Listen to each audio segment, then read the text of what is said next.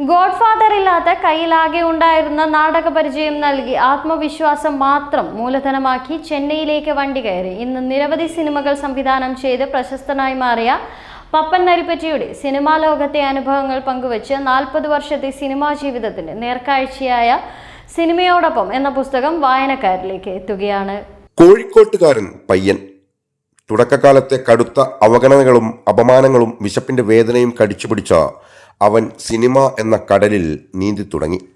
ഒടുവിൽ മലയാളത്തിലെ ഹിറ്റ് ചിത്രങ്ങളുടെ അമരക്കാരനായി 8ഓളം ചിത്രങ്ങളുടെ സ്വതന്ത്ര സംവിധായകനായും അവൻ മാറി. അതെ, പ്രശസ്ത സംവിധായകൻ പപ്പൻ നരിപ്പറ്റയുടെ 40 വർഷത്തെ സിനിമാ ജീവിതത്തിന്റെ നേർക്കാഴ്ചയായ സിനിമയോടൊപ്പം എന്ന പുസ്തകം ഇത്തരം വിശേഷങ്ങളുമായി വായനക്കാരിലേക്ക് എത്തുകയാണ്. 80കളുടെ തുടക്കത്തിൽ നാട്ടിൻ പുറത്തുനിന്നും സിനിമ എന്ന സ്വപ്നം നെഞ്ചിലേറ്റി ചെന്നൈയിലെത്തിയ പപ്പൻ നരിപ്പറ്റയ്ക്ക് എവർഷൈൻ പ്രൊഡക്ഷൻസിന്റെ സെറ്റിൽ നിന്നും മറ്റു ചിലരിൽ നിന്നും നേരിടേണ്ടി വന്നത് വലിയ അവഗണനകൾ. എന്നാൽ തളർന്നു പോകുന്നതിന് പകരം എന്തു വന്നാലും സിനിമയിൽ ജയിച്ചു കാണിക്കണം എന്ന വാശിയാണ് അത് അയാളിൽ വളർത്തിയത്. അതിജീവനത്തിനായി മറ്റു പലരുടെയും പേരിൽ സിനിമകൾ ചെയ്തു കൊടുത്ത കാലം. ഒടുവിൽ 60ഓളം സിനിമകളിൽ അസിസ്റ്റന്റായും അസോസിയേറ്റ് ഡയറക്ടറായും പ്രവർത്തിച്ച പരിചയസമ്പത്തുമായി കോട്ടപ്പുറത്തെ കൂട്ടുകുടുംബം എന്ന ചിത്രത്തിലൂടെ അദ്ദേഹം സ്വതന്ത്ര സംവിധായകനായി. മലബാറിൽ നിന്നൊരു മണിമാരൻ, ജ്വലനം, കരിങ്കണ്ണൻ, തമിഴ് ചിത്രമായ മഴക്കാലം തുടങ്ങി നിരവധി സിനിമകളും ടെലിവിഷൻ പരമ്പരകളും അദ്ദേഹത്തിന്റെ ക്രാഫ്റ്റിൽ. ജീവിതത്തിൽ ഒരു നിലയിലെത്തി എന്ന് അമ്മയെ കാണിക്കാൻ കഴിയും മുൻപ് അമ്മ യാത്രയായത് ഇന്നും അദ്ദേഹത്തിന്റെ മായാത്ത വേദനയാണ്. തന്റെ ആദ്യ ചിത്രം കണ്ട് എഴുന്നേറ്റ് വന്ന് ഹസ്തദാനം ചെയ്ത മെഗാസ്റ്റാർ മമ്മൂട്ടിയുടെ വാക്കുകളും സിനിമ നൽകിയ ഡിഗ്നിറ്റിയുമാണ് ഇന്നും പപ്പന്റെ ഏറ്റവും വലിയ സമ്പാദ്യം. വളരെ ചെറുപ്പം തന്നെ, ഏകദേശം ഞാൻ 8ാം ക്ലാസ് മുതലാണ് നാടകങ്ങളിലൊക്കെ, സ്കൂൾ പഠിക്കുന്ന സമയത്ത് തന്നെ നാടകങ്ങളിലൊക്കെ അഭിനയിച്ചു തുടങ്ങി. നരിപ്പറ്റ പോലത്തെ ഒരു എന്താ പറയുക, ഉൾനാട്ടിൽ നിന്ന്, അങ്ങനെ വേണം പറയാം, കുഗ്രാമം ഞാൻ പറയുന്നില്ല, ഉൾനാട്ടിൽ നിന്ന് സിനിമാ മോഹവുമായി ഞാൻ ചെന്നൈയിൽ പോകുന്നത്, അതിൻ്റെ പ്രചോദനം എന്ന് പറയുന്നത് ഞാൻ നാടകത്തിൽ കൂടി നേടിയെടുത്ത, അല്ലെങ്കിൽ നാടകത്തിൽ കൂടി ഉണ്ടായ ഒരു ആത്മവിശ്വാസമാണ് സിനിമയിൽ ചെല്ലാൻ പറ്റും, അല്ലെങ്കിൽ സിനിമയിൽ എന്തെങ്കിലും സാധിക്കാൻ പറ്റും എന്ന് തോന്നാൻ ഉള്ളൊരു കാരണം നാടകം തന്നെയാണ്. 8ാം ക്ലാസ് മുതൽ നാടകങ്ങൾ അഭിനയിച്ചു തുടങ്ങി. അതിനുശേഷം വിദ്യാഭ്യാസ ശേഷമൊക്കെ അമ്മച്ച നാടകങ്ങൾ സംവിധാനം ചെയ്യുകയും എഴുതുകയും അഭിനയിക്കുകയൊക്കെ ചെയ്തു. ആ ഒരു സമയത്തൊക്കെ എന്നോട് എൻ്റെ നാട്ടുകാരൊക്കെ ചോദിക്കും, നിങ്ങൾക്ക് സിനിമയിൽ പോയിക്കൂടെ, സിനിമയിൽ പോയാൽ രക്ഷപ്പെടാമല്ലോ എന്ന് പലരും പറയും. ഞാൻ ചോദിച്ചു, എന്തുകൊണ്ട് സിനിമ പറ്റില്ല? അങ്ങനെ ഒരു ശ്രമം നടത്തുക എന്നുള്ളത് എൻ്റെ ഒരു ശ്രമത്തിൻ്റെ ഭാഗമായിട്ടാണ് ഞാൻ ചെന്നൈയിൽ പോകുന്നത്. അന്ന് ഒരു കൂട്ടം ആൾക്കാർ മാത്രം സിനിമയിൽ എന്താ പറയുക, കൈയടക്കി വാഴുന്ന ഒരു കാലഘട്ടമായിരുന്നു ഈ 80-82 കാലഘട്ടം എന്ന് പറയുന്നത്. സിനിമയിൽ പോകുക എളുപ്പമല്ല, സപ്പോർട്ട് വേണം, ആരെങ്കിലുമൊക്കെ സഹായിക്കണം, പറയാനുള്ള ഒരു ഗോഡ് ഫാദർ വേണം. ഒന്നുമില്ലാതെ എൻ്റെ നാട്ടിൽ നിന്ന് പോലും ആ കാലത്ത് ആരും സിനിമയില്ല. അപ്പോൾ ഞാൻ ഈ സിനിമയെ മോഹിച്ചപ്പോൾ പലരും പറയായിരുന്നു, തമാശയാക്കുമായിരുന്നു, സിനിമയിൽ പോയിട്ട് നീ ഇപ്പം എന്ത് ചെയ്യാനാ, സിനിമയിൽ നിന്നെ ആര് സഹായിക്കും, അയാളെ കപ്പാസിറ്റി ഉണ്ടോ, സ്വയം നോക്കിയിട്ടുണ്ടോ? അപ്പോൾ അവരൊക്കെ ഞാൻ അഭിനയിക്കാൻ വേണ്ടി നടക്കുന്നതായിരിക്കും എന്നാണ് അവരൊക്കെ ഒരുപക്ഷെ ധരിച്ചു കാണുക. സത്യത്തിൽ സിനിമയിൽ എങ്ങനെയും എത്തിപ്പെടുക, അഭിനയമായാലും ശരി, എഴുത്തായാലും ശരി, സംവിധാനം ആയാലും ശരി എന്ന രീതിയിലാണ് ഞാൻ ചെന്നൈയിൽ പോകുന്നത്.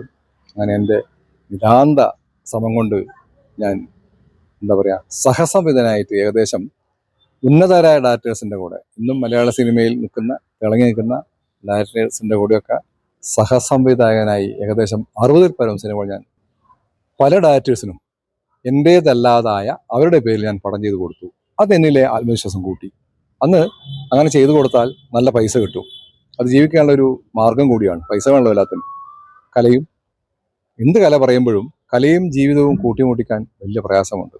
അന്നും ഇന്നും അഭിനയിച്ച് പോകുന്ന ആൾക്കാർ പറയും, സിനിമ കളിച്ച് നടക്കുകയാണ്, അല്ലെങ്കിൽ നാടകം കളിച്ച് നടക്കുകയാണ്, അവൻ എവിടെയും പോകുന്നില്ല, ജോലിയില്ല, രക്ഷപ്പെടില്ല. എൻ്റെ അമ്മക്കൊക്കെ ഒരുപാട് ആകുലത ഉണ്ടായിരുന്നു. ഇവൻ ഇങ്ങനെയൊക്കെ പോയാൽ എവിടെ എത്തും, സിനിമയിൽ എന്താവും, എന്തെങ്കിലും ആകുമോ, ഇവനിങ്ങനെ കല്യാണം കഴിക്കാൻ പറ്റുമോ, അല്ലെങ്കിൽ അങ്ങനെയൊക്കെ ജീവിക്കാൻ പറ്റുമോ, ഈ സിനിമ കൊണ്ട് എങ്ങനെ ജീവിക്കും എന്നുള്ള ഒരു മാനസിക വിഷമം എൻ്റെ അമ്മക്ക് നല്ലോണം ഉണ്ടായിരുന്നു. പക്ഷെ അത് ഞാൻ ഇങ്ങനെ പോകുമ്പോൾ അമ്മ പറയും, നീ എങ്ങനെ ജീവിക്കും, നീ എങ്ങനെ കല്യാണം കഴിക്കണ്ടേ, കല്യാണം കഴിച്ചിട്ട് കുടുംബത്തോടൊപ്പം ജീവിക്കാൻ ഈ ഒരു സിനിമ കൊണ്ട് നിനക്ക് സാധിക്കുമോ എന്നൊക്കെ എൻ്റെ അമ്മ ആകുലപ്പെട്ടത് ഞാൻ ഒരുപാട് തവണ, എൻ്റെ അമ്മ സങ്കടപ്പെട്ട് നെടുവീർപ്പിടുന്നത് ഞാൻ പലപ്പോഴും കണ്ടിട്ടുണ്ട്. പക്ഷേ ഞാനൊരു നിലക്ക് എത്തി വരുമ്പോഴേക്കും എൻ്റെ അമ്മ എന്നെ വിട്ടുപോയി. അപ്പം അതുകൊണ്ട് അമ്മയുടെ മുമ്പിൽ ഞാൻ ജയിച്ചു, അല്ലെങ്കിൽ ഞാനൊരു നിലക്കെത്തി എന്ന് കാണിക്കാൻ എന്നെ സംബന്ധിച്ച് സാധിച്ചിട്ടില്ല. അതൊരു വേദനയായിട്ട് ഇപ്പോഴും എൻ്റെ മനസ്സിൽ നിൽക്കുകയാണ്. ഈ ഒരു രൂക്ഷമായ പ്രശ്നത്തിൽ കൂടിയാണ് ഞാൻ കടന്നുപോയത്. വ്യക്തമായ അനുഭവങ്ങൾ ഒരുപാടുണ്ടായിരുന്നു സിനിമയിൽ, വളരെ മോശമായ അനുഭവങ്ങൾ. പക്ഷെ അതിനൊക്കെ അതിജീവിക്കാൻ എന്തോ ഒരു ശക്തി, ജയിക്കണം എന്നുള്ളൊരു വല്ലാത്തൊരു മാനസിക അവസ്ഥ എന്നിൽ എങ്ങനെയൊക്കെ രൂപപ്പെട്ടു. അതിനൊരു കാരണം പറയാം. എൻ്റെ ജീവിതത്തിലുണ്ടായ ഒരു സംഭവം പറയട്ടെ.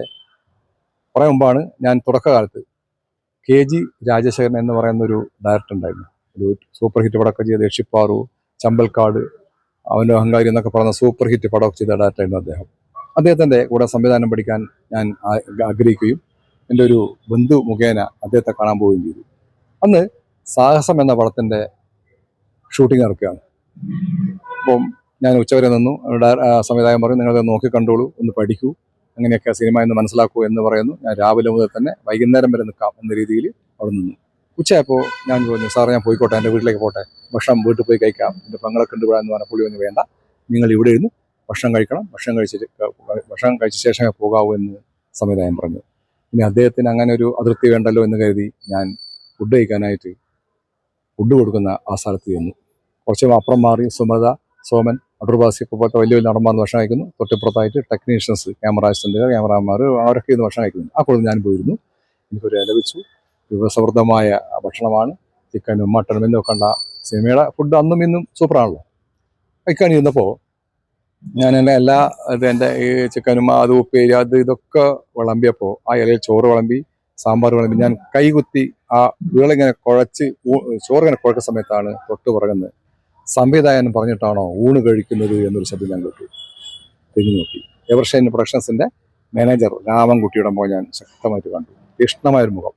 ഞാൻ ഇവിടുന്ന് വലിഞ്ഞു കയറിയ വന്ന ആളാണെന്നും ആരുമില്ലാതെ ഒരു ഹെൽപ്പില്ലാതെ ഞാൻ ഇവിടുന്ന് ഭക്ഷണം കഴിക്കുകയാണെന്നും ഇതിൽ വന്ന ആളല്ല എന്നൊക്കെ മനസ്സിലാക്കിയിട്ടാണോ എന്തോ അറിയില്ല, പുള്ളി എന്നെ ആ ഒരു രീതി ചോദിച്ചപ്പോൾ എനിക്ക് വല്ലാത്തൊരു മാനസിക പ്രയാസം ഉണ്ടായി. ഊണ് കഴിക്കണോ വേണ്ടയോ? അപ്പോൾ ഉടനെ എനിക്ക് ഭക്ഷണം വിളമ്പി തന്ന സഹോദരന്മാർ പറഞ്ഞു, ഇല്ല, അത് ഡയറക്ടർ പറഞ്ഞിട്ട് കഴിക്കുകയാണ്, അദ്ദേഹത്തിന് വേണ്ടപ്പെട്ട ആളാണ്, ബന്ധുവാണ് എന്ന് പറഞ്ഞു. അദ്ദേഹം ഒന്ന് ഇരുത്തി മൂടിയിട്ട് തിരിച്ചുപോയി. പക്ഷെ ആ ചോദ്യം എൻ്റെ മനസ്സിൽ, അങ്ങനെയൊന്നും ശീലിക്കാത്ത, അല്ലെങ്കിൽ ജീവിതത്തിൽ അങ്ങനെയൊന്നും കഷ്ടപ്പാടൊന്നും അനുഭവിക്കാത്ത എൻ്റെ മനസ്സിൽ ആ ഒരു ആദ്യത്തെ ഒരു അടി ഇതാണ്. സിനിമാലോകത്ത് ഞാൻ ചെന്നപ്പോൾ എൻ്റെ മനസ്സിനെ അഗാധമായി ബാധിച്ച ഒരു അടി എന്ന് പറയുന്നത് ഈ രാമൻകുട്ടി എന്ന് പറയുന്ന പ്രൊഫഷണൽ മേയറുടെ ഈ ആക്രോശമാണ്. ഞാൻ വിചാരിച്ചു, ഞാൻ കഴിച്ചില്ല. അദ്ദേഹം ഇറങ്ങിപ്പോവുകയും ചെയ്തു. ഞാൻ ഫുഡ് കഴിച്ചില്ല. മെല്ലെ അവരൊക്കെ പറഞ്ഞ് കഴിക്കൂ, ഞാൻ കുഴപ്പമില്ല, അത് അദ്ദേഹം അറിയാതെ പറഞ്ഞാന്നൊക്കെ പറഞ്ഞെങ്കിലും എനിക്ക് കഴിക്കാൻ തോന്നിയില്ല. സിനിമ ചെയ്യുമ്പോൾ അതിൻ്റെ പ്രിവ്യൂ കാണിക്കാൻ വേണ്ടി ഇടുമ്പോൾ ഞങ്ങൾ നാട്ടിലെ ആൾക്കാരൊക്കെ വിളിക്കും. അവരൊക്കെ പടം കണ്ടിട്ട് നമ്മൾ അപ്രീഷിയേറ്റ് ചെയ്യുന്ന ഒരു നിമിഷമുണ്ട്. ഒരു ക്രിയേറ്റിവിറ്റിക്ക് കിട്ടുന്ന ഏറ്റവും വലിയൊരു പ്രോത്സാഹനം അത് തന്നെയാണ്. അത് കാണുമ്പോൾ, അവരുടെ റിയാക്ഷൻ കാണുമ്പോൾ സിനിമ നന്നായിട്ടുണ്ട്. കോട്ടപ്പുറത്തെ കൂട്ടുകുടുംബം എന്നുള്ള സിനിമ ഞാൻ ആദ്യം കാണിച്ചത് മമ്മൂട്ടിയെയും മമ്മൂട്ടിയുടെ ഭാര്യ സുൽഫത്തിനെയാണ്. അവർ പടം കണ്ട് ചിരിച്ച് ഒരുപാട് നേരം ജയിച്ചിട്ട് അവസാനം എഴുന്നേറ്റ് എനിക്ക് കൈതന്ന് പോയി ഞാൻ ഇന്ന് ഓർക്കുകയാണ്. നൂറ്റപ്പത്തിൽ ലെജൻഡായ ഒരു ആർട്ടിസ്റ്റ് എൻ്റെ ആദ്യ പടത്തിൽ പടം കാണാൻ വന്നേ വലിയ കാര്യം, പടം കണ്ടിട്ട് ഇറങ്ങിപ്പോകുമ്പോൾ കൈ തന്നിട്ട് പോയി. അതെൻ്റെ മനസ്സിൽ ഇപ്പോൾ നിൽക്കുകയാണ്. അപ്പം അതൊക്കെ നമുക്ക് കിട്ടുന്ന ഒരു അംഗീകാരമാണ്. സിനിമ അങ്ങനെയാണ്. ഞാൻ നേരത്തെ പറഞ്ഞ പോലെ സിനിമയിൽ ജയിക്കുന്നവർ കുറവാണ്, തോൽക്കുന്നവരാണ് ഒരുപാട്. 1000 പേര് തോൽക്കുമ്പോൾ ഒരു 10 പേര് ജയിക്കും. തന്റെ 40 വർഷത്തെ സിനിമാ പോരാട്ടങ്ങൾ വിവരിക്കുന്ന സിനിമയോടൊപ്പം എന്ന പുസ്തകം ഈ വരുന്ന 26-ാം തീയതി വൈകിട്ട് 5 മണിക്ക് ക്രിസ്റ്റൽ സ്യൂട്ടിൽ വെച്ച് പ്രകാശനം ചെയ്യും. നഗരസഭാ ചെയർപേഴ്സൺ PK ശശിയുടെ അധ്യക്ഷതയിൽ ചേർന്ന ചടങ്ങിൽ KK രമ MLA പരിപാടി ഉദ്ഘാടനം ചെയ്യും. പ്രമുഖ ചലച്ചിത്ര താരം ഇന്ദ്രൻസ് പുസ്തകത്തിന്റെ പ്രകാശനം നിർവഹിക്കും. റൂറൽ പോലീസ് മേധാവി മെറിൻ ജോസഫ് ചടങ്ങിൽ മുഖ്യാതിഥിയാകും.